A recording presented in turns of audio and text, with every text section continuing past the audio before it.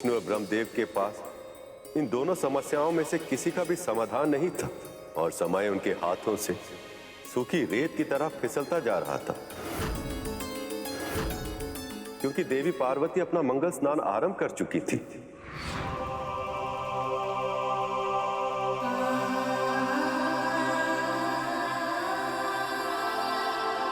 भक्त की पुकार सुनते ही दौड़े चले गए महादेव।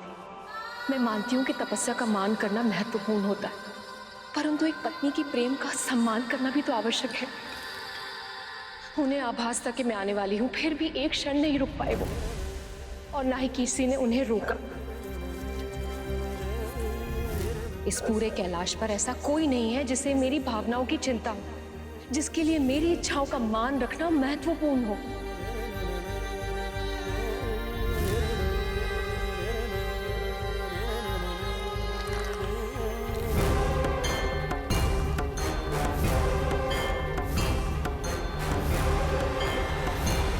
अब जो मेरा पुत्र होगा वो मेरी हर आज्ञा का पालन करेगा। जिस तरह यशोदा का कान्हा उन्हें सताता है, परंतु सबसे अधिक प्रेम भी वो उन्हीं से करता है, ठीक वैसे ही मेरा पुत्र भी मेरे साथ ऐसा ही करेगा। मेरे लिए सबसे टकरा जाएगा वो, डांट पड़ने पर कान पकड़कर क्षमा भी मांगेगा, और यदि उसने शरारत की तो उसे भी मैं ओखली से बांधकर दंड दूंगी। नहीं नहीं, मैं ये नहीं कर सकती। मैं उसे इतना बड़ा दंड नहीं दे सकती।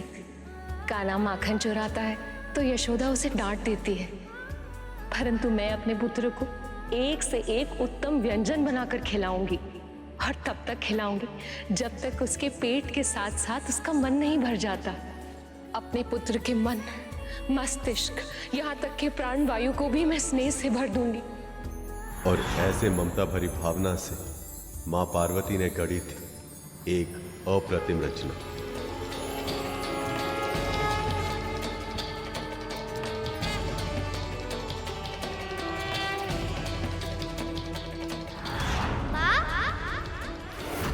अभी जो मैंने अनुभव किया, क्या था वो?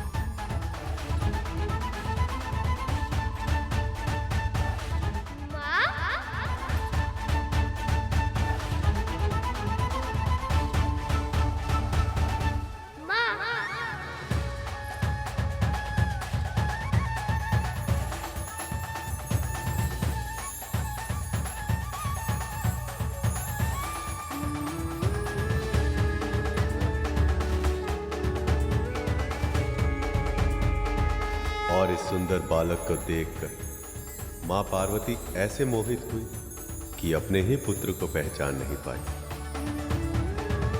बालक? ओहो, तू कौन है? यहाँ आजा।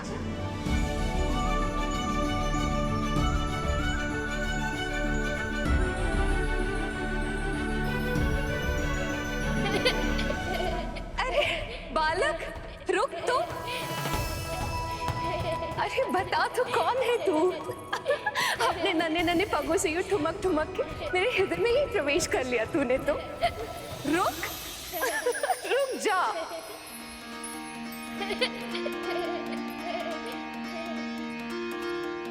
पार्वती के मन में उमड़ी ममता, माँ की गोद में आए विघन हरता। पार्वती के मन में उमड़ी ममता, माँ की गोद में आए विघन हरता। अद्भुत बालक फरमा प्रेम लुटाती, प्रथम देवता जग में उसे बनाती। हाँ, प्रथम क्या हुआ माँ? जग में ठीक तो है ना? आप थक गई है माँ। जय प्रथम देवा श्री गणेश, जय विघ्न हरता श्री गणेश, जय प्रथम देवा श्री गणेश, जय विघ्न हरता। ये लीजिए, जल पीजिए माँ। जय गणेश, जय गणेश, जय गणेश देवा, जय गणेश, जय गणेश, जय गणेश देवा, जय गणेश। पुत्र, मेरा पुत्र। हाँ माँ, मैं आपका ही पुत्र हूँ, आपके हृदय से जन्मा हूँ। केवल आपके लिए इस संसार में आया हूँ। अब से आपकी सेवा ही मेरा सुख, और आपका सुख ही है मेरा उद्देश्य। एक माँ के लिए सबसे बड़ा सुख होता है अपनी संतान से प्रेम और अनुराग पाना। माँ पार्वती को भी यही प्रसन्नता थी कि अब कोई कैलाश में उनके दुख और सुख का ध्यान रखने वाला आ गया है।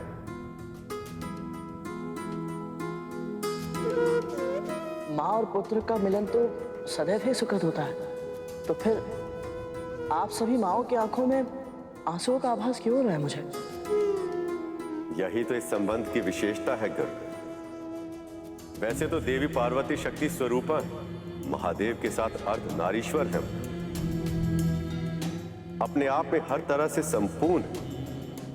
किंतु जब एक स्त्री मां बनती, अपनी संतान को अपने वश से लगाती, तो उस समय उसे जिस पूर्णता, जिस सुख का आभास होता है, वो केवल एक मां ही समझ सकती है। इस पूरे संसार में एक स्त्री का अपनी संतान को जन्म देने से अधिक सुंदर, अधिक अलौकिक और कुछ भी नहीं कर। और गणेश तो केवल और केवल देवी पार्वती से ही उत्पन्न हुए थे। पर महादेव का क्या हुआ? वो तो अपने पुत्र के जन्म के समय ही उपस्थित नहीं रह पाए। हाँ गुरुदेव, प्रभु विष्णु ने तो वचन दिया था कि माँ पार्वती के मंगल स्नान के बाद उनकी पूजा समाप्त होने से पहले वो महादेव को ले आएंगे। तो फिर उन्होंने अपना वचन पूरा कैसे नहीं किया? गरुड़ सही प्रश्न पूछ रहा है। यही जिज्ञासा और इसका उत्तर ही गरुड़ को वो ज्ञान देंगे जिससे उसको भविष्य में लाभ होगा। गणेश का जीवन हर मनुष्य के लिए मार्गदर्शक होता है, और यही ज्ञान गरुड़ का भी मार्गदर्शन करेगा मेरा वाहन बनने में। प्रभु विष्णु के साथ साथ ब्रह्मदेव, देवराजेंद्र, नंदी, श्रृंगी और अन्य शिवगण भी इसी पहेली में उलझे थे, जब अपने प्रभु की समस्या का समाधान करने के लिए देव ऋषि नारद वहां आए। नारायण नारायण। महादेव को अपने उदर में बसाकर गजासुर स्वयं को अमर समझने लगा है प्रभु, और उसने घोषणा की है कि अब वो तीनों लोकों का स्वामी है। आज अपना राज्याभिषेक कर रहा है वो, जिसमें उसने स्वर्ग की अप्सराओं और गंधर्वों को गायन के लिए आमंत्रित किया है। यदि देवराज ने इस आमंत्रण को अस्वीकार कर दिया तो इसे वो अपनी सत्ता की चुनौती समझेगा और कल ही स्वर्ग पर आक्रमण कर देगा। नारायण नारायण। प्रभु, यदि ऐसा हो गया तो स्वर्ग को बचाना असंभव होगा, क्योंकि जब तक उसके उदर में महादेव विद्यमान है, उसे हराना संभव ही नहीं है। प्रभु, अब हम क्या करें प्रभु? जिसे आप समस्या समझ रहे हैं देवराज, वही तो अवसर है। यदि गजासुर चाहता है कि कला का प्रदर्शन हो, तो अब ऐसा ही होगा।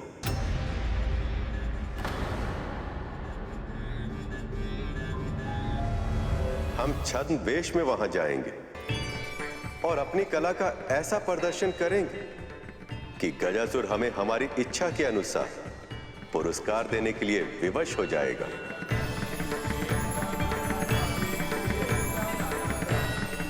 आपकी योजना अद्भुत है, अद्भुत है प्रभु, अद्भुत।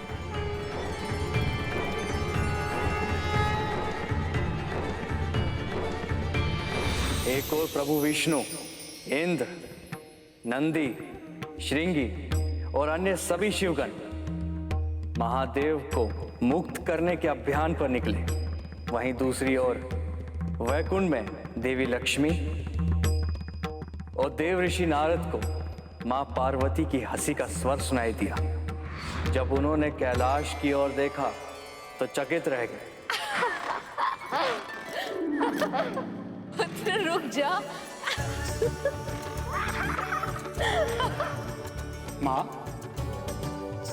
मैं जो समझ रहा हूं क्या वो सत्य है? पूरी तरह सत्य है देवर्षि। इस बालक ने सखी पार्वती के हृदय से जन्म लिया है।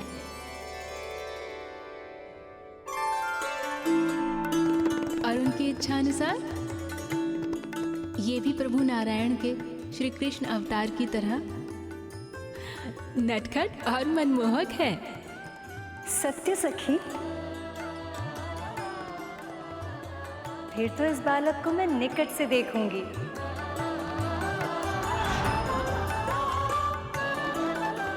इससे भेंट की इच्छा तो मेरे मन में भी है। नारायण नारायण। माओ को अपने आकर्षण में बांध लेना और स्वयं ममता की डोरी में बन जाना, ये तो कोई आपसे सीखे प्रभु। बस कर पुत्र, बस रुक जा, आगे आ।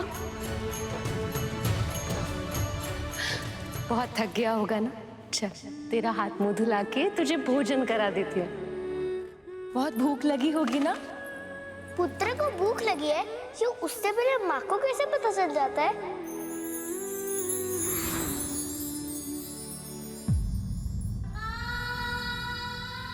ले गरुड़, भूख लगी होगी ना? भर पेट भोजन करना। बढ़ते तन को पोषण की आवश्यकता होती है। मेरी माँ को भी ऐसा ही आभास होता है।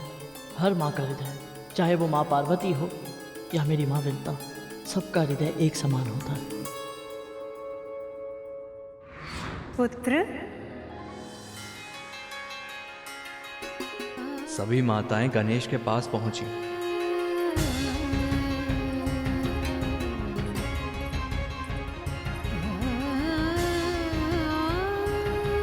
माँ का हृदय पुत्र के उदर से जुड़ा होता है।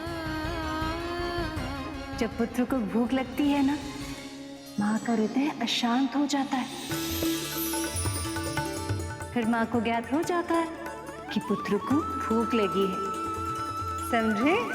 बात तो आपने अच्छी कही, पर अब है कौन? अरे पुत्र, ये आपकी प्रिय मामी जी हैं, देवी लक्ष्मी। प्रणाम करो। प्रणाम मामी जी। सदा समृद्ध रहो।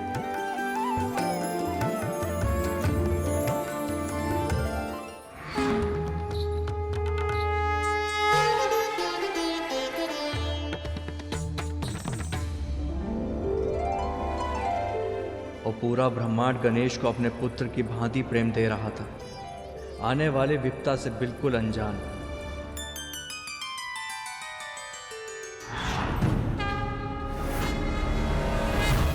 आप सब कौन है?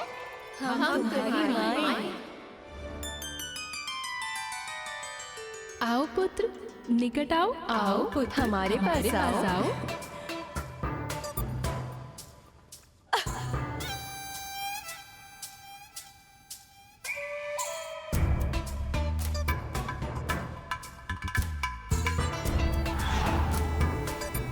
तो कैलाश में ऐसा कोई आ ही गया।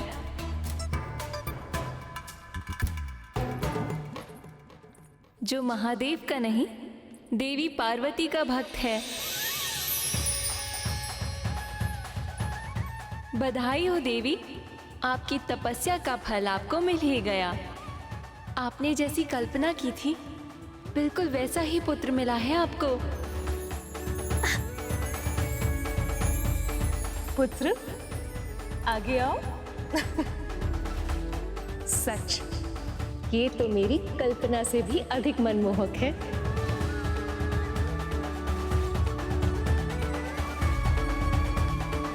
उस बालक ने न केवल देवी पार्वती बल्कि सभी माओं का मन मोह लिया। उधर प्रभु विष्णु कथावाचक का छद्म वेश धारण करके देवराज इंद्र, नंदी, श्रृंगी और अन्य शिव गणों के साथ गजासुर की राजसभा के निकट जा पहुंचे। माता पार्वती से किया वचन निभाने और महादेव को गजासुर के उदर से निकालने। वो देख रहे हैं आप सब, वही है गजासुर का स्वर्ण महल।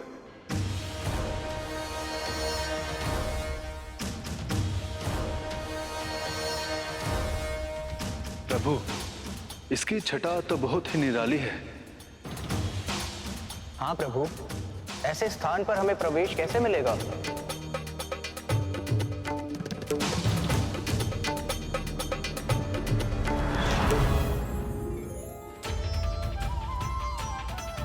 विलक्षण प्रभु, विलक्षण। ये रूप विलक्षण है। बस अब यही आशा है प्रभु कि जिस कार्य की सिद्धि के लिए ये रूप धारण किया है वो पूरा हो जाए। हम महादेव को निश्चिंत ही मुक्त कराएंगे।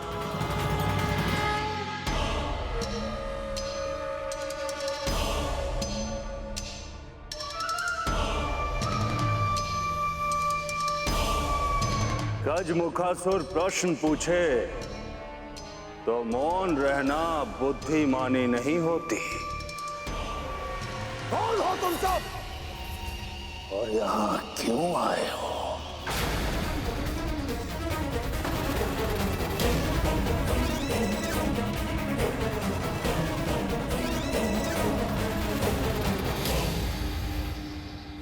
हम महादेव को मुक्त कराने आए, किंतु ये बात तुझ मूर्ख को समझ नहीं आएगी गजासुर। हम सब कथावाचक हैं महाराज। भोले भंडारी महादेव के गुणगान करके अपना जीवन यापन करते हैं। जब हमने सुना कि यहाँ महादेव के सबसे बड़े भक्त का अभिषेक हो रहा है तो हमें लगा कि यहाँ महादेव की जीवन की कथा, शिव कथा कहने से अधिक सौभाग्य और क्या हो सकता है। जो दिख रहा है वो है नहीं, और जो दिख नहीं रहा वो छुपा हुआ है। तुम सब आए तो एक साथ हो, किंतु तुम एक नहीं हो, अलग अलग हो। तुम सब अलग अलग हो, एक दूसरे से बिल्कुल अलग। कहीं इसने हमें पहचान तो नहीं लिया?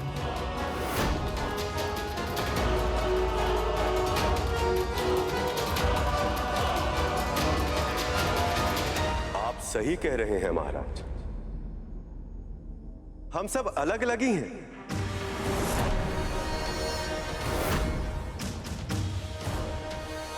यदि हमें कुछ एक समान है तो वो है महादेव के प्रति हमारा प्रेम, हमारी शिव भक्ति।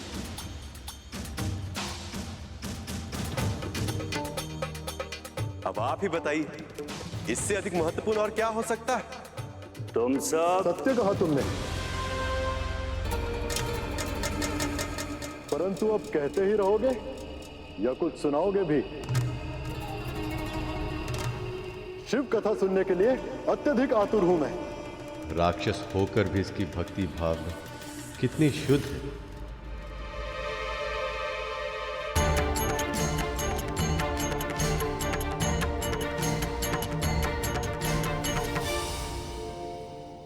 बड़ा विचित्र जग का शासन, बड़ा विचित्र विधान। समाप्त हो जब एक कथा, आरंभ हो दूसरा गान। पर जग की माया में डूबा जो, वो ये देख न पाए। संदेश यही इस कथा का, जो अब ये वाचक सुनाए। पिता दक्ष ने अपमान किया सती पति का, महायज्ञ में नहीं बुलाया, रखा ना आसन पशुपति का। सती स्वामी का देख निरादर, यज्ञ अग्नि में भस्म हुई। पत्नी रक्षा हित दौड़े शिव पर, पल भर की बस देर हुई। होना था जो विनाश हो चुका, प्राण प्रिया थी जा चुकी। खुला रुद्र का नेत्र तीसरा, क्रोधा अग्नि दहक उठी। शिव जो कल्याणकारी है संतुलन के साधक। मृत प्रिया को हाथों में लेकर अब थे विनाश को आतुर। जिस सृष्टि में प्रिया नहीं, वो सृष्टि कैसी, कैसा जीवन। अब मृत्यु ही बस सत्य बने, अब हो बस तांडव नर्तन। भगवान विष्णु देवी पार्वती को दिया वचन पूरा करने गजासुर तक पहुंच गए थे, परंतु आगे जो होने वाला था उसका आभास उन्हें नहीं था।